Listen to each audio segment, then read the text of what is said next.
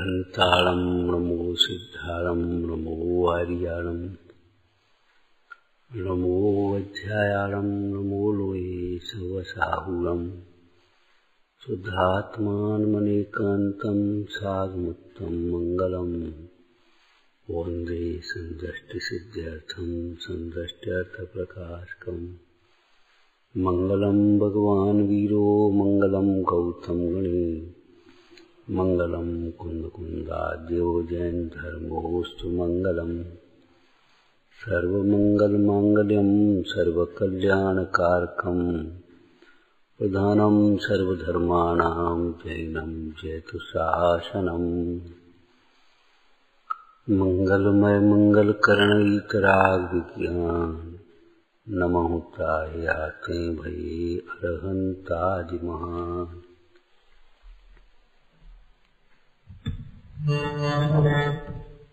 टोटमल जी ने संसारी जीव को रोगी की उपमा दी है। हमने आपसे कई बार कहा है मंदिर में ऐसे आना चाहिए जैसे रोगी किसी वैद्य के पास जाता है।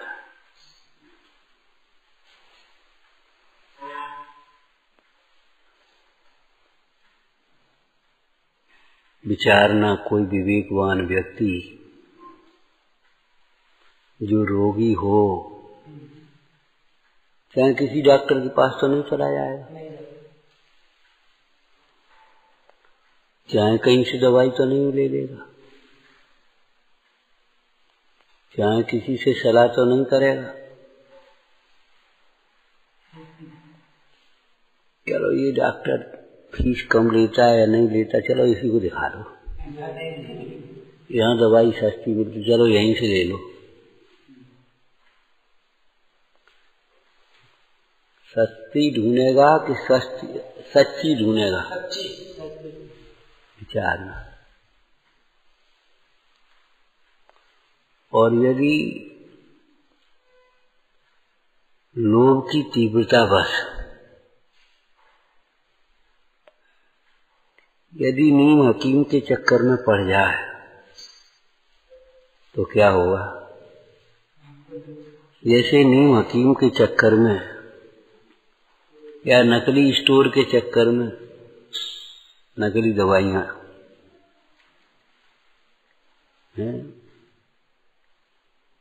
है कंपाउंडर भी ढंग का नहीं और बनता है अपने को बड़ा डॉक्टर, उसके चक्कर में पड़ जाए। कंपाउंडर भी ढंग का नहीं है और समझता है अपने को डॉक्टर, डॉक्टर नहीं होने, चलो इनसे ही पूछो। आपने दो चार चुटकुले भी सुने होंगे इस तरह के। किसी डॉक्टर के यहाँ वो काम करता, एक ऊंट आया तो गली में बड़ा फूला हुआ। बोले अच्छा देखना भाई। बोले ऊंट है, ये बताओ कहाँ गया था, कैसे चला था, क्या हुआ था?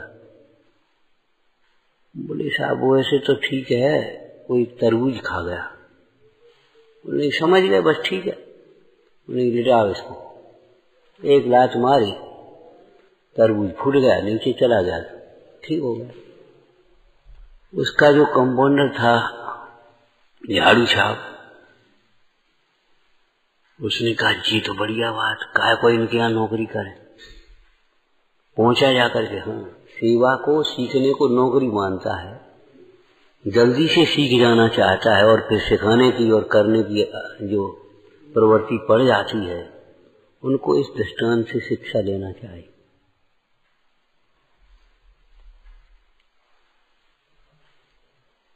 जाकर के बोर्ड लगा कर के गले रोग विशेषज्ञ हो गए और किसी अच्छी मैडम के तकलीफ हुआ, उनने कहा अच्छा इसमें क्या 2 मिनट लाओ, लेटाओ इनको, एक लात मारो, बेचारी मर गई। अरे भाई चलने दो अब। 2 मिनट धैर्य रखा करो।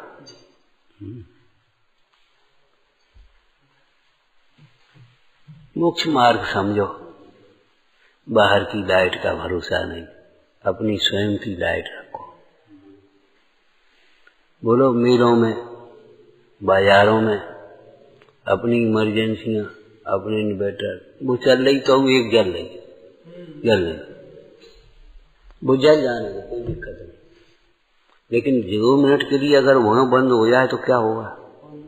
अभी लुट जाएगा, कुछ न कुछ उपद्रव हो जाएगा। 2 मिनट के लिए अगर चली गई,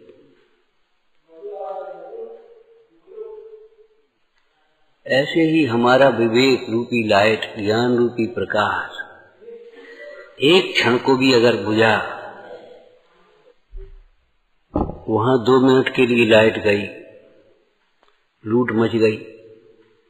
ऐसे यहाँ 2 मिनट के लिए बहुत होते हैं, एक क्षण के लिए अपने स्वरूप से जुदा पड़ा,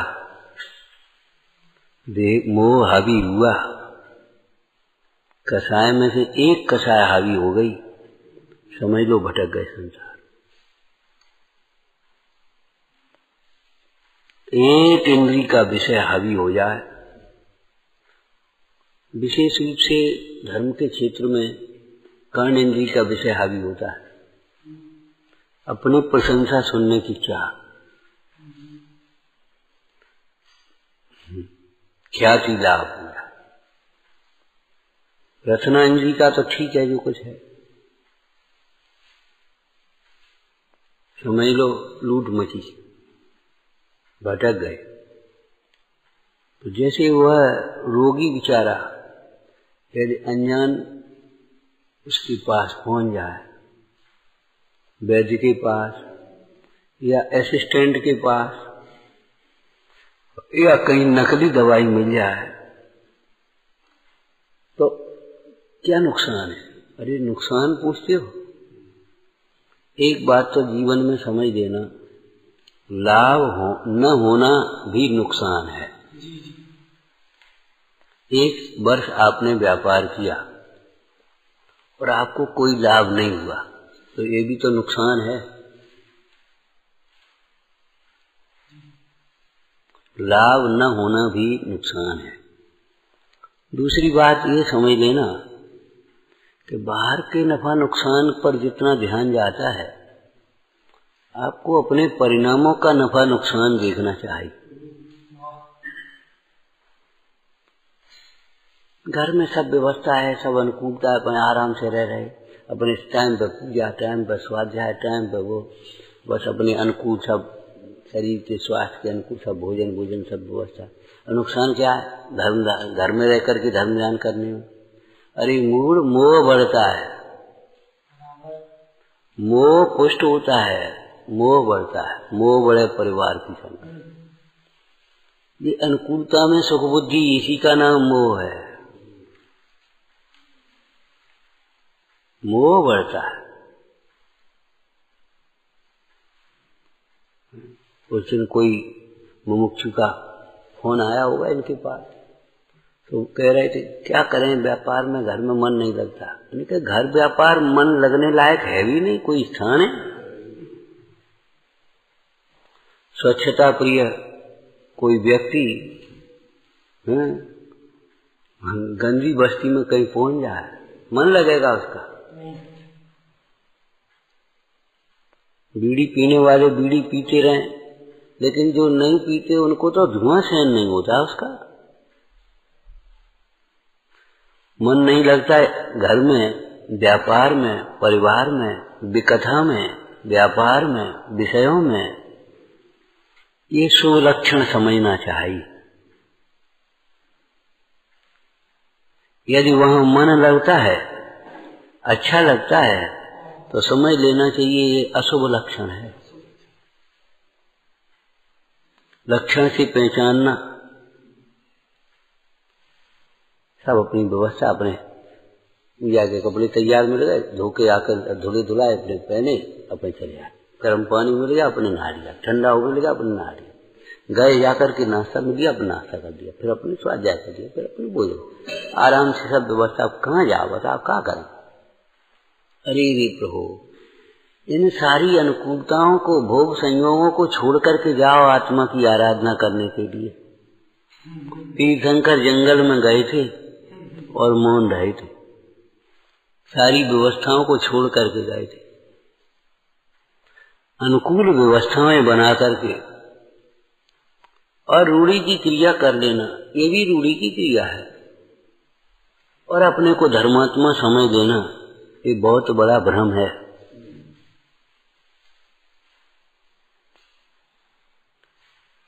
ये बड़ा भ्रम है।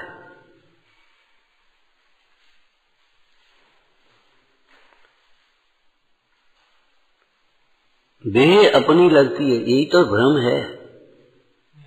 ये मैं हूँ, यही तो मैं हूँ, ये मैं हूँ। तेरा तबीयत खराब हो गई, तेरा ऐसा हो गया, इच्छा की पूर्ति में सुख लगता है, यही तो भ्रम है। अनुकूलताओं में सुख जैसा लगता है, इसी का नाम भ्रम है, इसी का नाम मोह है। हमने यानी क्या मोह को समझ रखा। मोह अमूर्त परिणाम है आत्मा का, ज्ञान से पकड़ में आएगा। अब देखो, अपन तो मांग नहीं गए, अबे तो मान सम्मान दे रहे, वहां गए थे। उस दिन बेचारा दुखी होकर के सुना रहा था, विद्वानी था। क्या करें, यहाँ इतने दिन प्रवचन करते हो गए, कोई जे प्रवचन से निकला, कोई जय जन करने वाला नहीं, कोई जे पूछने वाला नहीं, तुम हो कहाँ पड़े हो? बस प्रवचन नहीं हो तो बस खत्म हो गया, आ गए, बस खत्म हो गई। बोले हम वहां गए थे, 5 बजे लोग लेने आ गए, माला डाल के ले गए, वहीं गाड़ी पर स्टेशन लेने आ गए। और उस भले आदमी को ये नहीं मालूम ये पुण्य का कार्य है, ये पापोदय का कार्य है। सच बताओ, हम इनसे पूछते हैं, तुमने साधर्मियों को जय जनन करना सिखाया कहाँ?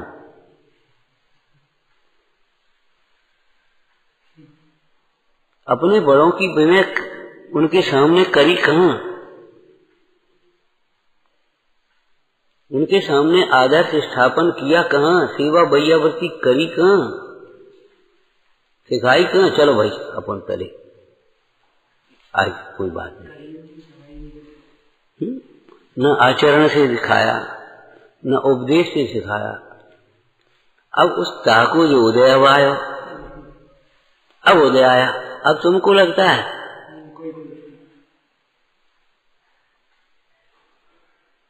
अब तुमको लगता है, विचार करो भैया। अनुकूल व्यवस्थाएं बना करके सुखी होने की या धर्म आराधन करने की जो कल्पनाएं हैं, वे अच्छी नहीं है। साधना परिश्रमों के मार्ग है, परिश्रमों का मार्गाच्यवन निर्जरार्थम परसोडभ्या परिसहा। इस अधिकार के माध्यम से हम ये बात कह रहे हैं। ऐसे संसार रूपी रोग का रोगी, इच्छा रूपी रोग का रोगी या मोही जीव, लोभी जीव, तृष्णावान जीव, यदि अपना कल्याण करने के लिए, सुखी होने के लिए यदि पहुंच जाए, राग द्वेष मलकर मलिन,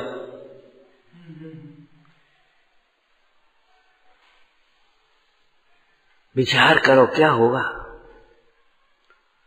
तुम तो कमाते जाओ, दान हमें देते जाओ। कौन कहने वाला है कि कमाना बंद करो भाई, अपना समय, अपनी शक्ति आराधना में लगाओ। दान देना तो मजबूरी की बात है। जब तक त्याग की अवस्था नहीं हुई है, पुण्य के उदय की सामग्री है, तब तक उसे दान में देव भाई, मने नहीं है। लेकिन कमाते जाओ, देते जाओ, कमाते जाओ, देते जाओ, कमाते जाओ, देते जाओ, कमाते जाओ, देते जाओ, क्या मतलब है? कब तक लगे रहोगे? सोचो।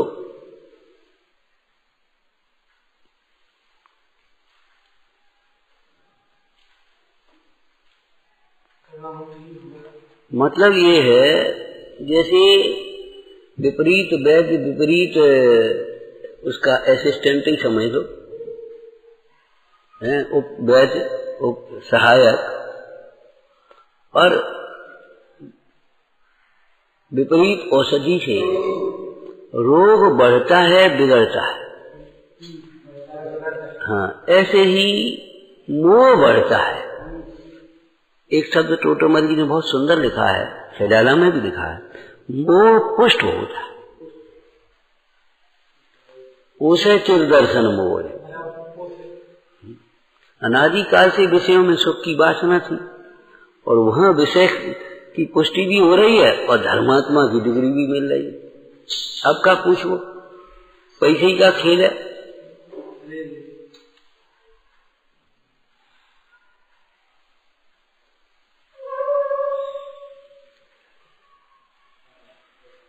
बाहर के नफा नुकसान पर बहुत दृष्टि है, कितनी चिंता होती है, इतना नुकसान हो गया, इतना नुकसान हो गया, इतना लाभ हो गया। भैया परिणाम के नफा नुकसान की ओर अपना उपयोग लगाओ, और परिणाम के नफा में भी आपको नापना अभी नहीं आ रहा। क्या थोड़ी गुस्सा आ गई, थोड़ा मान आ गया, अरे ये तो ठीक है, मोह बढ़ता चला जा रहा है। मूल में ये मोह,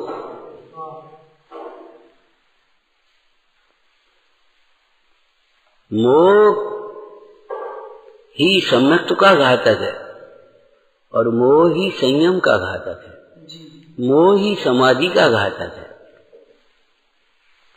सवेरे डॉक्टर साहब से चर्चा चल रही थी, उन्होंने कहा देखो भाई, देह के प्रति निर्मम ही वही अपने नियम संयम पर दृढ़ रह सकता है।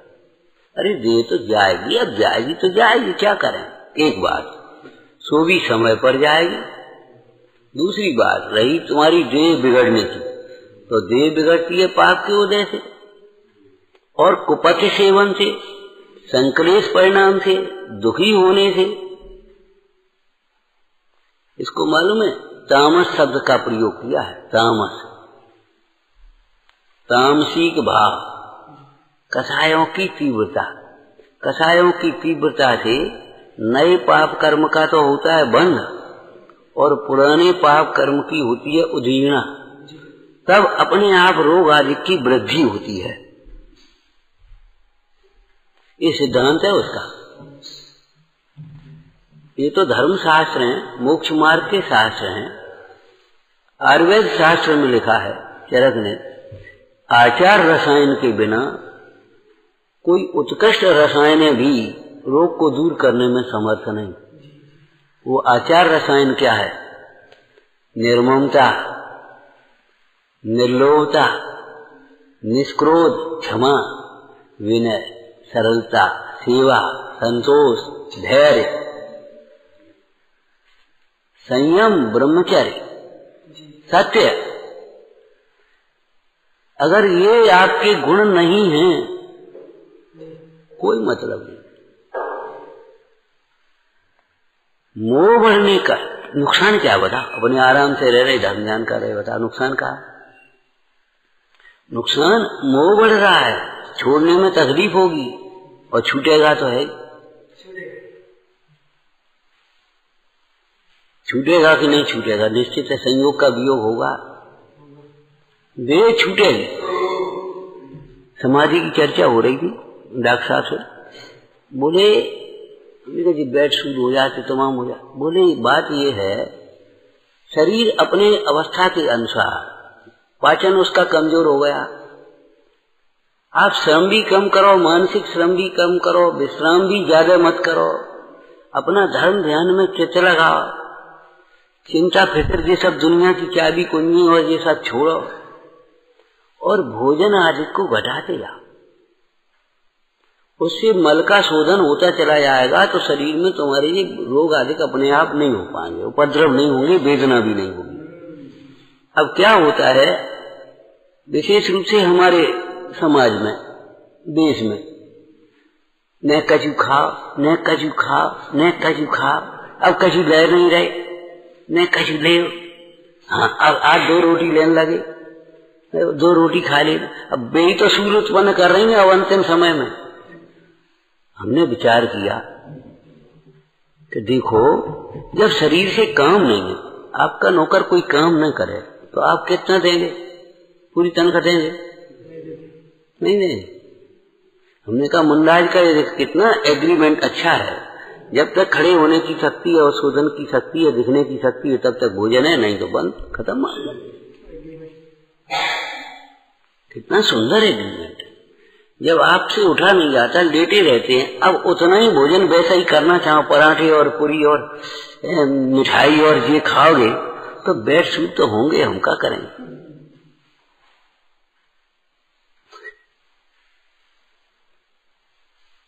और फिर कहे अब वो टट्टी होगी, पेशाबू होगी, और वो उसको अब को उठाएगा, को धरेगा, को करेगा, तो प्लास्टिक बिछा दिए, कहूँ कैसे कर दिए, कहूँ बे कर दिए, अब भी सब शरीर में गड़गड़ करके वो करेंगे।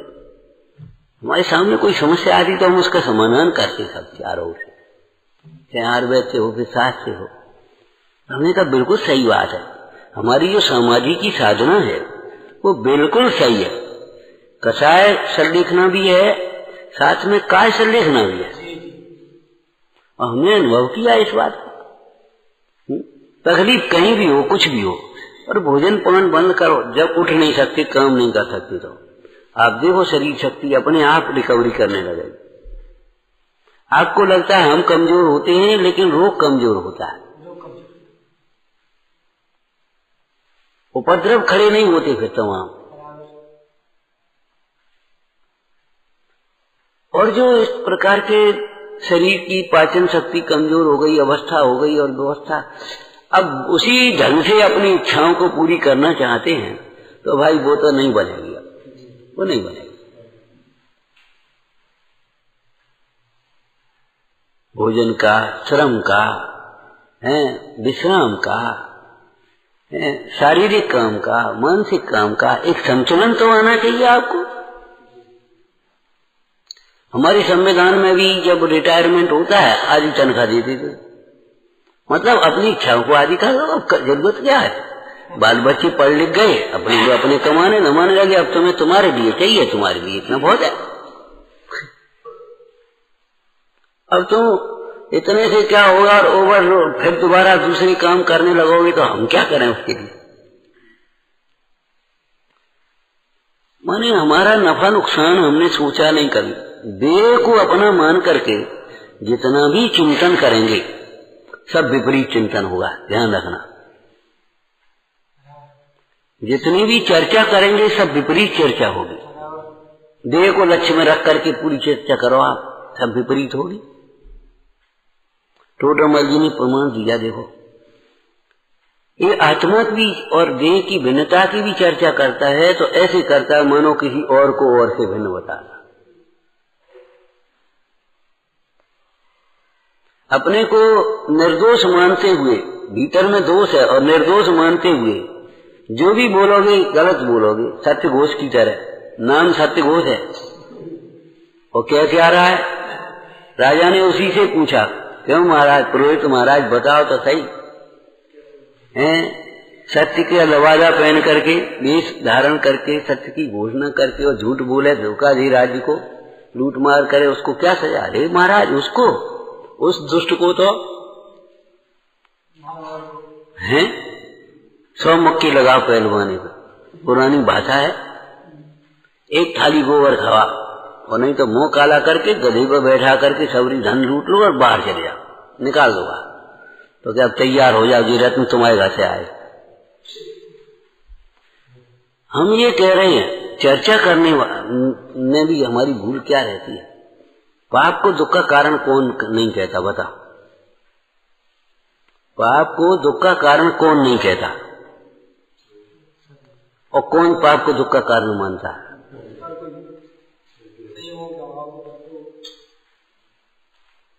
पाप को दुख का कारण कौन मान सकता है?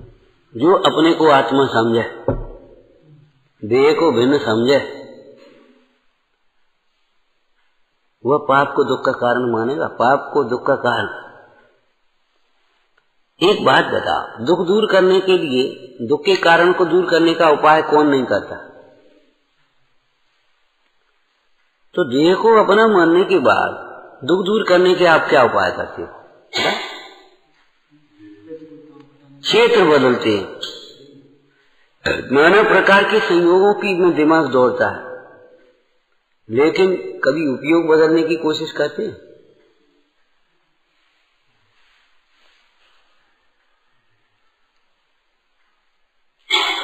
उपयोग बदलने की कोशिश, डॉक्टर बदल लो जी, डॉक्टर कुछ नहीं जानता, एक दिन में फायदा नहीं हुआ था, चलो दूसरा बदल दो, फलाना जाओ वहां जाओ, लेकिन ये बताओ उपयोग बदलने की कोशिश की? तत्व विचार में जिन भक्ति में अपना उपयोग लगाया, जिनवाणी के अनुसार अपने विचारों में, अपने खान पान में, अपनी चर्या में, अपने रहन सहन में, अपने व्यवहार में परिवर्तन किया दुख दूर करने के लिए? नहीं किया।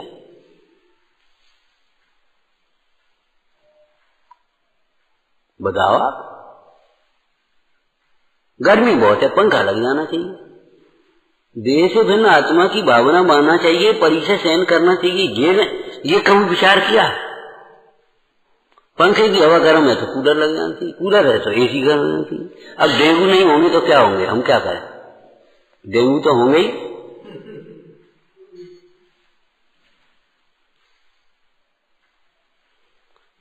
हम क्या करें इसके लिए? ये अपने बोए हुए बीज हैं जो अपने जीवन में हैं, अपने बांधे हुए कर्म हैं।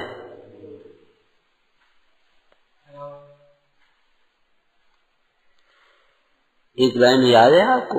हम सुख से हैं कितनी दूर, सुख हमसे है कितनी दूर, हम अपने से जितनी दूर, है ना? ये तो हो गया निश्चय का कथन। अब इसमें व्यवहार तो बताओ। सुख हमसे है कितनी दूर, हम जितने हैं भगवान से दूर, हम जितने हैं गुरुओं से दूर, हम जितने हैं जिनवाणी से दूर, हैं हम जितने हैं धर्म से दूर। ठीक है? अब धर्म में अर्थ घटा भैया, हम जितने हैं सम्यक से दूर, सुख हमसे है उतनी दूर, हम जितने हैं ज्ञान से दूर, भेद ज्ञान से दूर। ठीक है? ज्ञानाभ्यास से और भेद ज्ञान से जितने दूर हैं, सुख संपदा हमसे दूर है। हम जितने हैं अहिंसा से दूर, जितने हमारे मन में हिंसक भाव आते जाएंगे उतनी ही हमारी सुख संपदा झूठी होती चली जाएगी। पापानुबंधी पुण्य के उदय में बाह्य लक्ष्मी मिल सकती है, पद प्रतिष्ठा मिल सकते हैं, भोग संयोग मिल सकते हैं, रहने को ये सब बढ़िया बढ़िया भवन तुम्हारे घुटन है, भवन का है भाई।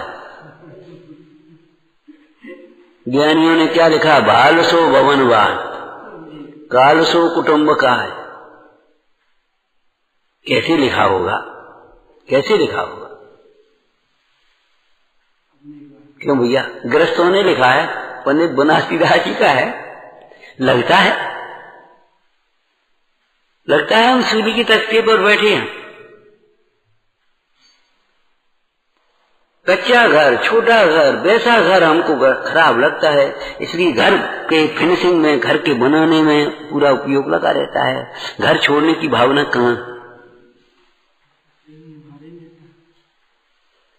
पूरी जिंदगी घर बनाते बनाते चली जाती है, घर बसाते बसाते चली जाती है, और घर को छोड़ करके चले जाती है।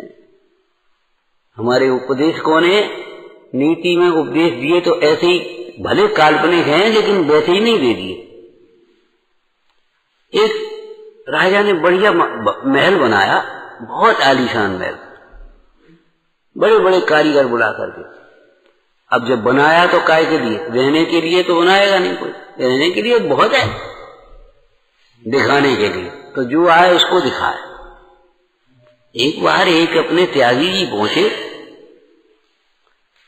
भोजन के लिए, भोजन कराया बड़े आदर से, और फिर महाराज देखो ये अवैध बनवाओ है, और अब वो पूछ तो रहे नहीं, और वहां से वो कारीगर बनवाए थे, किवाड़ लगा देंगे, 50,000 रुपये लगे बनवाई के। और अब 50 से क्या हो तो वो तो हम वैसे ही कह रहे पुरानी भाषा।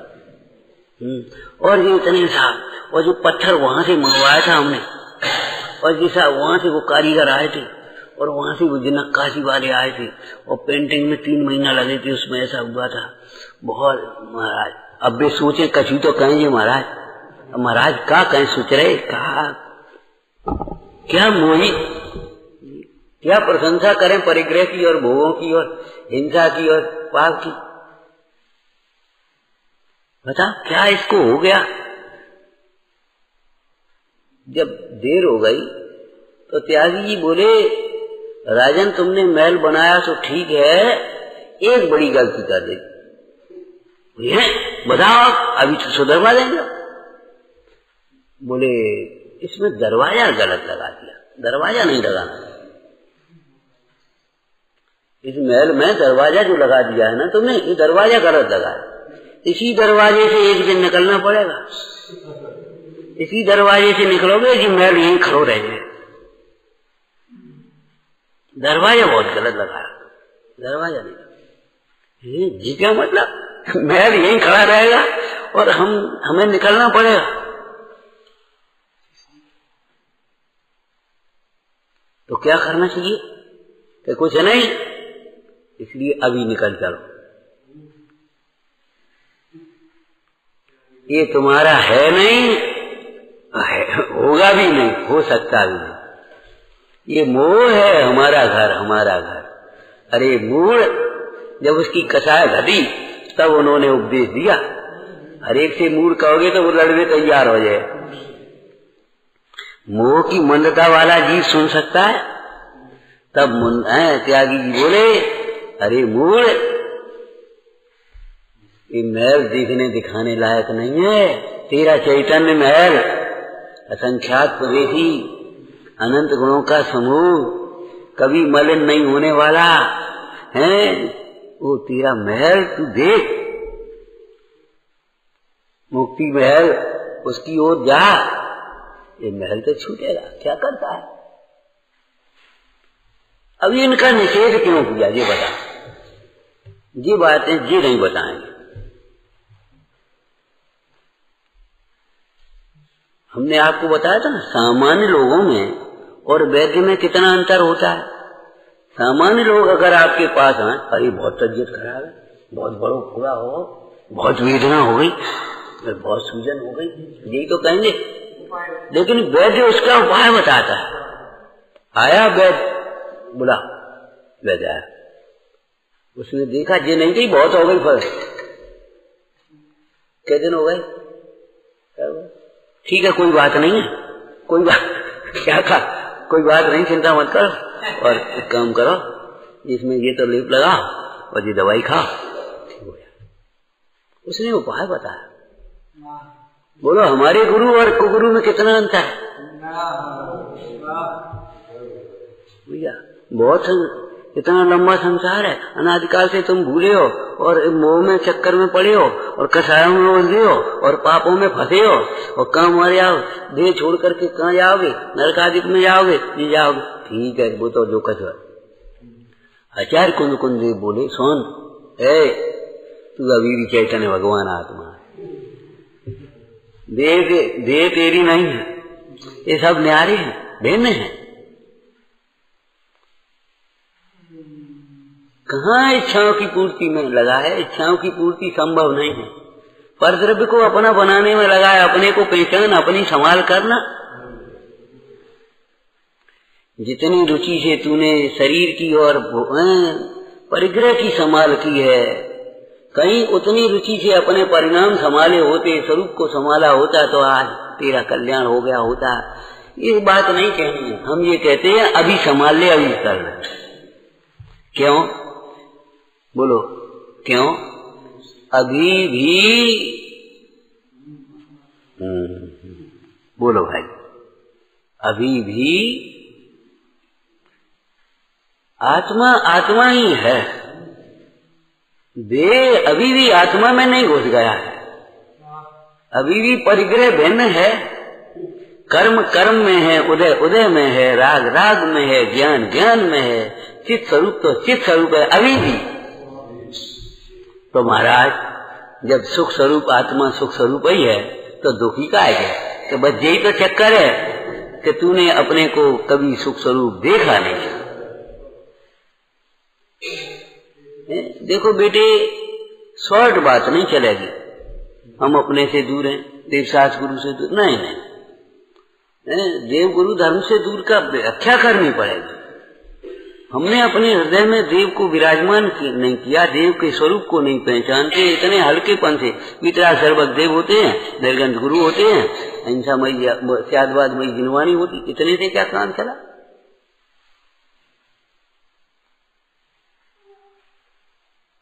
इतने से कैसे काम चल जाएगा?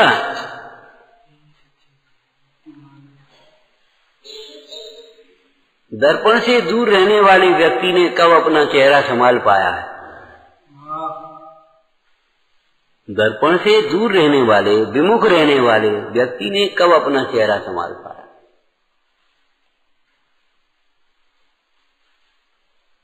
लग जाए तो लग जाए, चंदन का तिलक भी लगा दे तो ने शीशा देखा, नहीं लग जाए तो लग जाए, रह जाए तो रह जा, टेढ़ो हो जाए तो हो जा। विचार करो, वो तिलक सीधा बने, सही बने, उसके लिए दर्पण को सामने रखते हैं, तो इन भगवंतों को सामने क्यों नहीं रखा? जिसको छोड़ करके वे सुखी हुए, तुम उसे जोड़ करके सुखी होना चाहते हो। जिसे अपना मान करके सुखी हुए उसे तुम पराया मान रहे हो। जिसमें जिसे दुख मान करके हे मान करके छोड़ा, उसमें से तुम सुख की कल्पना कर रहे हो। अब बता सो,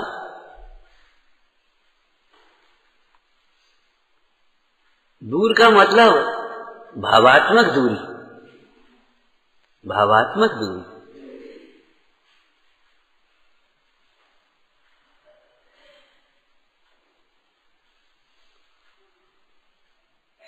हमारे मोक्ष मार्ग का जो व्यवहार है, जो व्यवहार जिसको कहा गया है, वह मोक्ष मार्ग की नैमित्तिक क्रिया है, वो रूढ़ी की क्रिया नहीं है। केवल अज्ञानी के लिए वास्तव में रूढ़ी की क्रिया है।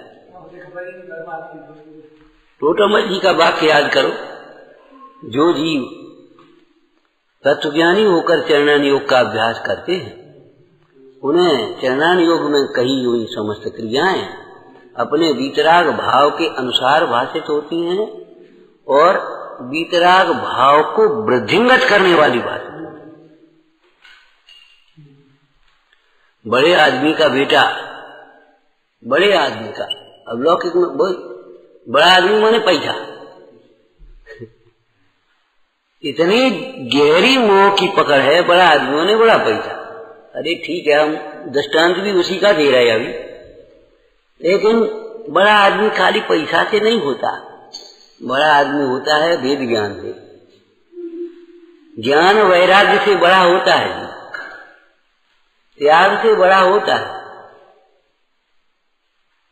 संयम से बड़ा होता है। अब हम अभी पैसे ही वाले व्यापारी बड़े आदमी की चर्चा कर रहे थे दृष्टांत में।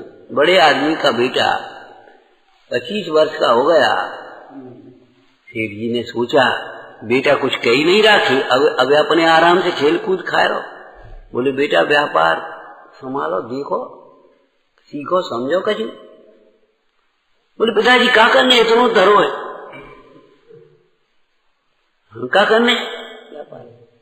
ये बेटा उस सेठ ने एक लाइन सिखाई, व्यापारी बसत लक्ष्मी, और बैठे बैठे तो कुआं निकल जाएगा अगर नीचे की सोच चालू नहीं है। तुम कैसी बातें सोचते हो?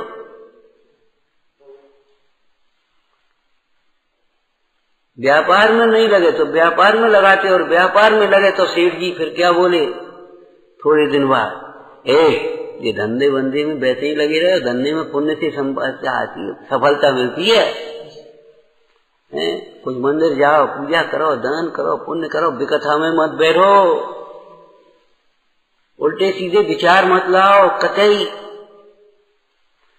परसों चर्चा की थी सवेरे, भैया पर सन्मुख उपयोग पर के बारे में ज्यादा मत सोचो, मत बोलो, मत सुनो। काम की बात कहो तुम तो। न पर के बारे में ज्यादा सोचो, न पर के बारे में सुनो। क्यों? हाँ, ध्यान रखना। सुनते सुनते वो भीतर बैठ जाती है और वो चलने लगती है अपनी। नहीं, राग द्वेष करता और कथा कबहू न सुनी।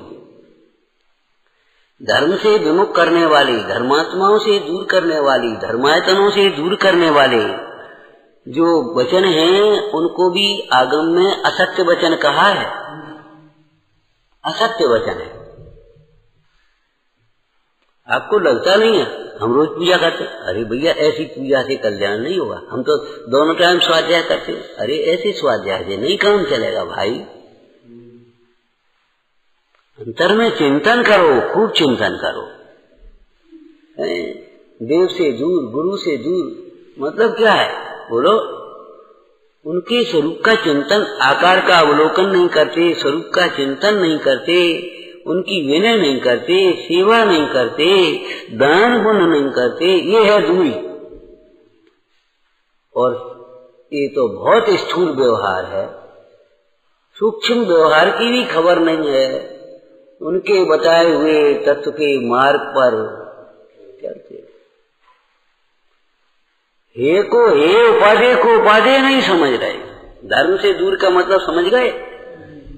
अहिंसा से दूर, सत्य से दूर। विचार करो, हम कितनी देर बैठे रहते हैं और झूठी बातें करते, सांची करते। ये बताओ,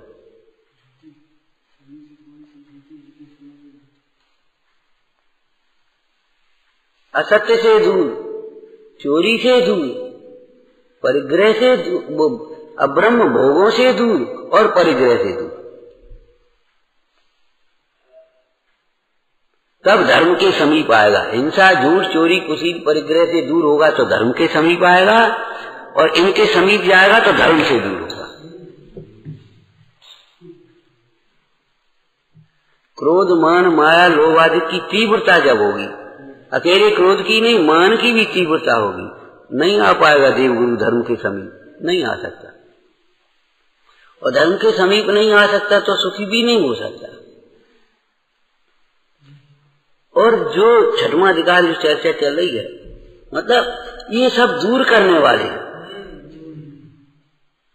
अच्छा एक बात बता, जिनवाणी में कहीं ऐसा है तुम पैसा दे दो और अनुष्ठान हम कर दे तुम्हारा कल्याण हो जाए? बता बता। ये भी है आपके पास भैया धर्म कार्य होने हैं, बेटा हमें तो नहीं तबीयत वैसी है, हम तो आ नहीं पाए, एक काम कर ले जा और देखो हमारा लगा दियो, तो उसका तो तुम्हारा सहयोग मिलेगा पुण्य का। और देखो हम नहीं आ सकते, हमें टाइम नहीं है, और पैसा बोलो खा ले जा कर, तो तुम्हें उसके बल से तुम्हारे धर्म पुण्य की व्यवस्था नहीं बन जाएगी।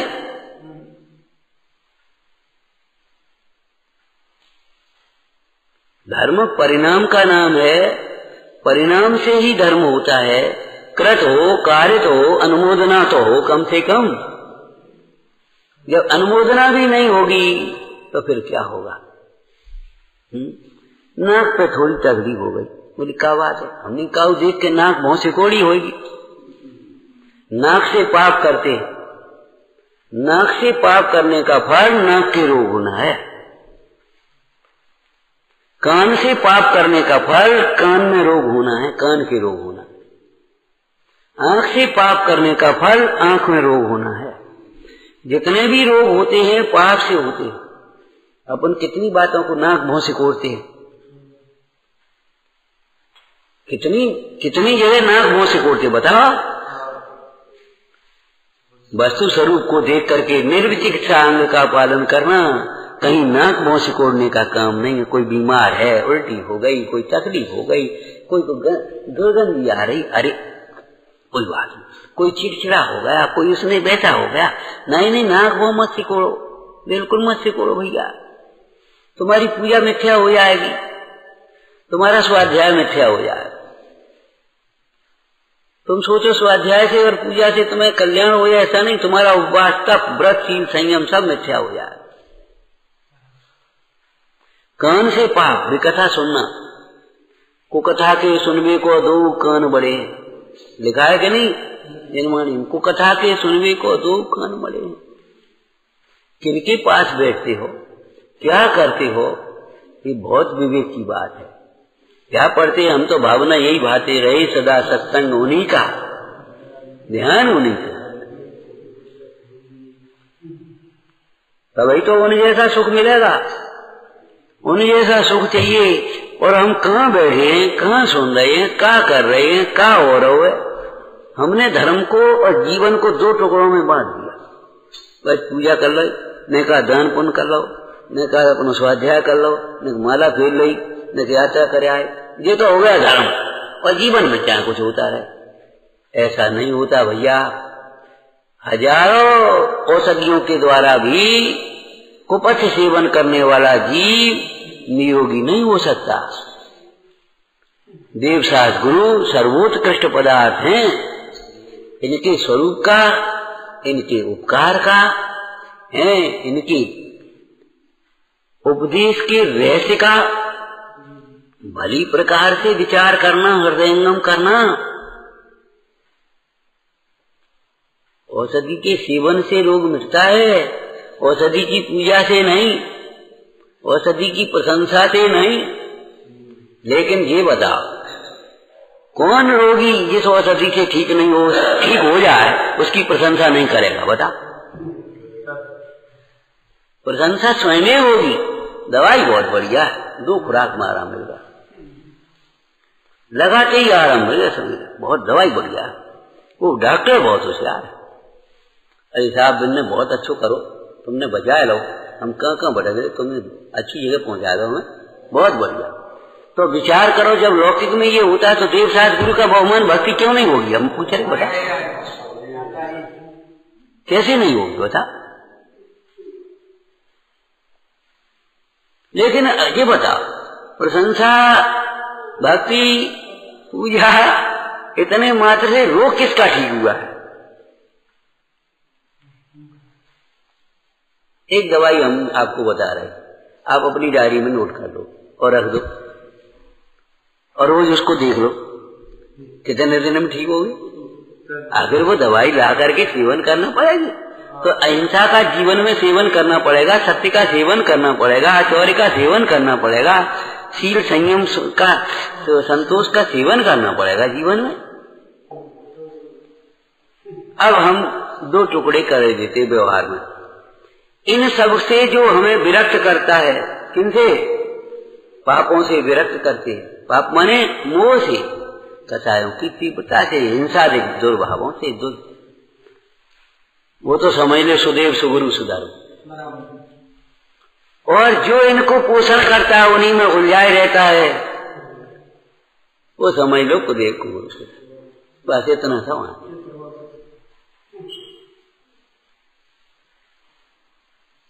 आत्मावलोकन में गुरु की इतनी सुंदर परिभाषा है, कई बार हमने कही होगी आपसे, बोलो।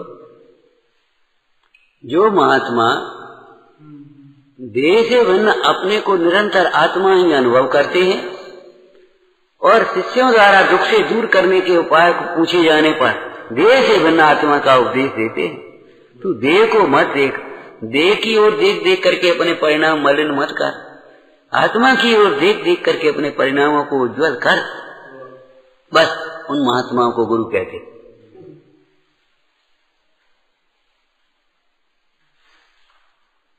विषय कषाय का निषेध करने वाले गुरु होते हैं, शास्त्र होते हैं, और विषय कषाय का पोषण करने वाले गुरु होते कुशाय। इतनी समझ लेना, जिनवाणी एक ही बात बताती है, तुम्हारा नफा नुकसान, तुम्हारा सुख दुख, तुम्हारा भला बुरा किसी अन्य के द्वारा संभव नहीं है। अब हम भी जानते हैं तुम्हारी भूमिका में अभी राग है, सहन शक्ति नहीं है, सहन नहीं होता, तो भाई वितरागी देव गुरु धर्म को छोड़ करके चाहे कम बन जा। भूख लगी है माँ से तो नहीं मांगे, वो इतने होते भीख मांगे। बता, आज बच्चों की ये हालत है, इसलिए आत्मघात करते। देख लेना, कम से कम 80% बच्चों की हालत है। घर में नहीं कहेंगे, पिताजी से नहीं कहेंगे कोई उलझन हो, माँ से नहीं कहेंगे, वो नहीं कहेंगे। हाँ, वे कहेंगे अपने उल्टे सीधे दोस्तों से, और उनमें बैठ करके वे घुमा देंगे, इसके लिए ऐसा करना ऐसा करना, और जब भारी हो जाएगा तो गोली खा के मर जाए। ऐसा कोई समाधान नहीं है जो गुरुओं के चरणों में न हो, जिनवाणी में न हो, वीतरागी देव की भक्ति से न हो। श्रद्धा, भक्ति में श्रद्धा अंतर्गत समझना, श्रद्धा भक्ति से न हो जाए। ऐसी कोई समस्या नहीं जिसका समाधान न हो, और इनसे दूर रह करके कोई समस्या का समाधान नहीं कर सकते। ये निमित्त का कथन है।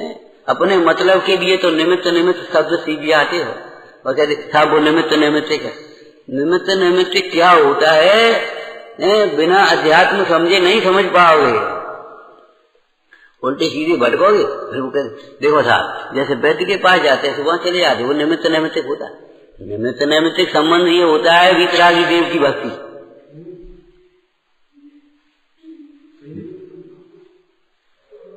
पापों का त्याग निमित्त होता है, अच्छे परिणाम, अच्छे विचार निमित्त होते हैं, अच्छी चर्चाएं निमित्त होती हैं, अच्छी चर्या निमित्त होती है, तपस्या, व्रत, शील, संयम, ये होते हैं निमित्त। इंद्रिय सुख में होता है व्यवहार निमित्त, और अतीन्द्रिय सुख में होता है भेद ज्ञान पूर्वक सुअनुभव। वही समझ लो और कुछ नहीं। निमित्त होते हैं, निमित्त होते हैं। अरे तो निमित्त कहाँ निमित्त को भग रहे हो, हैं? कल्याण के निमित्त तो कौन है? कल्याण के निमित्त वीतरागी देव। कल्याण का उपादान शुद्ध आत्मा, कल्याण स्वरूप आत्मा। अब कहाँ भग रहे? जिनको तुम निमित्त मान रहे हो वह निमित्त भी नहीं है भाई। विचारना, विचारना। जीवन में जहर का निमित्त होता है। बोलो यही दृष्टांत पुराण में दिया है कि नहीं? बस इतना ही कहेंगे, समय भी काफी हो गया और हम भी थक गए। बोलो भाई, दृष्टांत दिया शास्त्र में। सुखी होने के अर्थ विषयों का सेवन करना ऐसा है जैसे जीवन के लिए जहर पीना। बोलो लिखा है कि नहीं?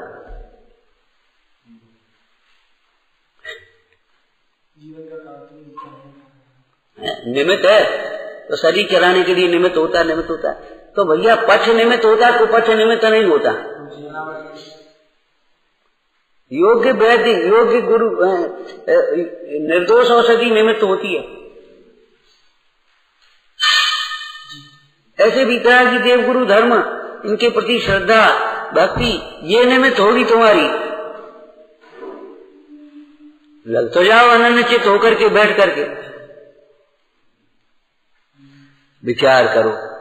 छठवां अधिकार हमारे भटकते हुए मन को जिन चरणों में एकाग्र करने के लिए है। ओम नमः।